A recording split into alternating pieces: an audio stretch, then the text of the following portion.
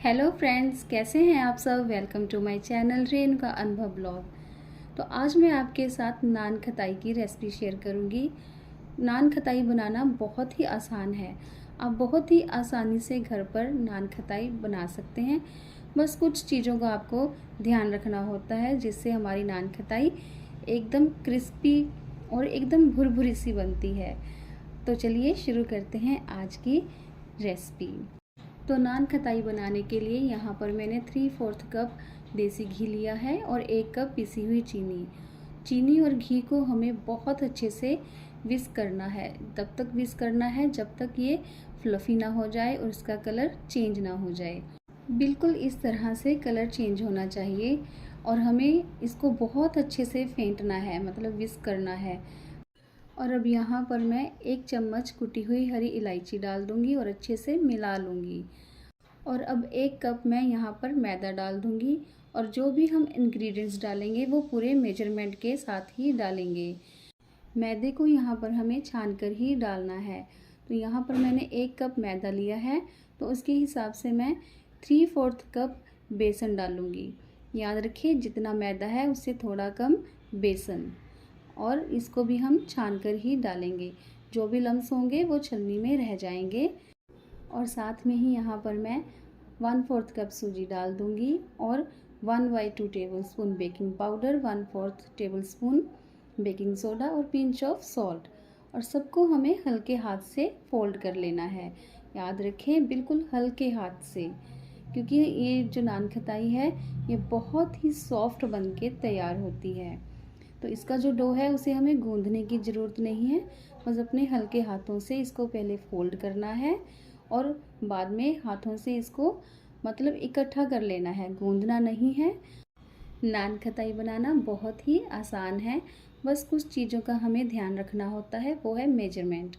हम जो भी इंग्रेडिएंट यूज़ करते हैं उसको एग्जैक्ट हमें मतलब एक्यूरेट मेजरमेंट के साथ यूज़ करना होता है।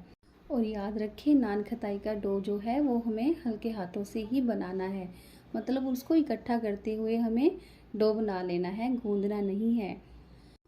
और डो में कुछ भी एक्स्ट्रा दूध या फिर पानी ना डालें। जो हमने घी लिया है उसी मेजरमेंट के हिसाब से डो बनकर तैयार हो जाएगा। कुछ भी एक्स्ट्रा डालने की ज़रूरत नहीं है। आज मैं बिना अवन के आपको नान खताई बनाना दिखाऊंगी। तो यहाँ पर मैंने हैवी बॉटम वाला पैन लिया है और उसमें नमक डालकर एक स्टैंड रख दिया और इसको प्री हीट कर लिया, बिल्कुल वैसे ही जैसे हम अवन को करते हैं। आप चाहें तो अवन में भी बना सकते हैं। और पैन को हमें यहाँ पर 5 से 7 मिनट के लिए प्री हीट करना है। पहले 2 मिनट फुल फ्लेम पे और उसके बाद लो फ्लेम पे हमें प्री हीट कर लेना है। और आज मैं नान खताई बनाऊंगी इडली के सांचे में। इडली के सांचे में आपने इडली तो बहुत बार बनाई होगी, शायद नान खताई नहीं। तो आज देखते हैं इडली के सांचे में नान खताई कैसी बनती है। और सच बताऊं बहुत अच्छी बनती है, एकदम वैसे जैसे हम अवन में बनाते हैं। तो अब मैं नान खताई बनाना शुरू करूंगी। यहाँ पर भी हमें मेजरमेंट का बहुत ध्यान रखना है। यहाँ मैंने स्पून से थोड़ा पोर्शन लिया है।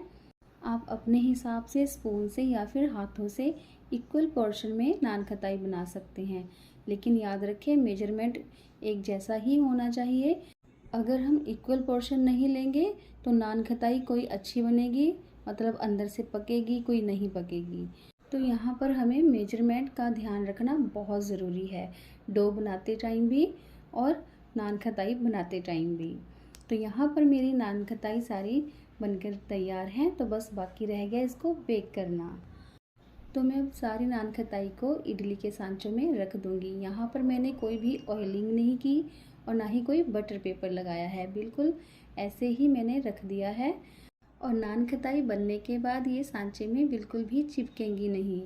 और इसी तरह से मैं सारी नान खताई इडली के सांचों में रख दूँगी और ऊपर से कटे हुए पिस्ता लगा दूँगी। आप चाहे तो वॉलनट भी क्रश करके लगा सकते हैं। मैंने नान खताई के ऊपर बादाम और पिस्ता लगाया है, आप अपनी पसंद से नट्स यूज़ कर सकते हैं। तो बस सब नान खताई बेक होने के लिए तैयार हैं। नान खताई मुंह में घुलने वाली बनती हैं अगर आप परफेक्ट मेजरमेंट के साथ बनाएंगे। और अब सभी सांचों को मैं स्टैंड में लगा दूंगी और सबसे नीचे वाला जो सांचा है उसमें मैंने नान खताई नहीं रखी है, क्योंकि वो बिल्कुल बॉटम के पास होगा तो उससे क्या होगा, नान खताई जल सकती है। तो वो वाला पोर्शन मैंने खाली रखा है और 10 से 12 मिनट के लिए इनको मैंने बेक होने के लिए रख दिया। तो 10 से 12 मिनट हो चुके हैं और आप देख ही सकते हैं नान खताई कितनी अच्छी बनी है, कितने अच्छे क्रैक्स आए हैं। ये जो क्रैक्स हैं ये नान खताई के ऊपर आना बहुत ज़रूरी है। तो जो मैंने परफेक्ट मेजरमेंट आपको बताया है, ये क्रैक उसी की वजह से आते हैं। आप भी जब बनाएं तो बिल्कुल परफेक्ट मेजरमेंट के साथ बनाएं। और नीचे से भी कितनी अच्छे से बेक हुई है, और मैंने आपको बोला था ना ये सांचे में बिल्कुल भी चिपकेगी नहीं, तो आप बिल्कुल देख सकते हैं।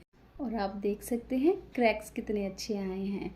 नान खताई की पहचान जो है वो जो उनके क्रैक्स होते हैं उन्हीं से होती है, मतलब परफेक्ट मेजरमेंट।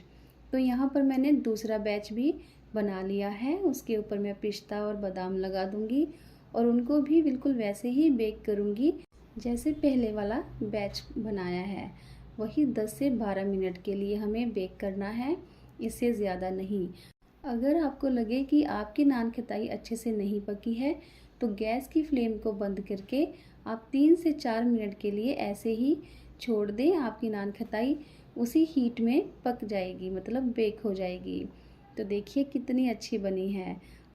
ये जो नान खताई है ये बिल्कुल वैसी बनती है जैसे मार्केट में मिलती है। आप चाहें तो अवन में भी बना सकते हैं, मैंने लेकिन बिना अवन के बनाई है। तो देखिए मैं यहाँ पर आपको तोड़ कर दिखाऊंगी, ये कितनी भुरभुरी सी, मतलब मुंह में घुल जाने वाली बनी है। और अगर आपने अभी तक मेरे चैनल को सब्सक्राइब नहीं किया है तो प्लीज़ सब्सक्राइब करें। और चलिए मिलते हैं नेक्स्ट वीडियो में। Bye bye.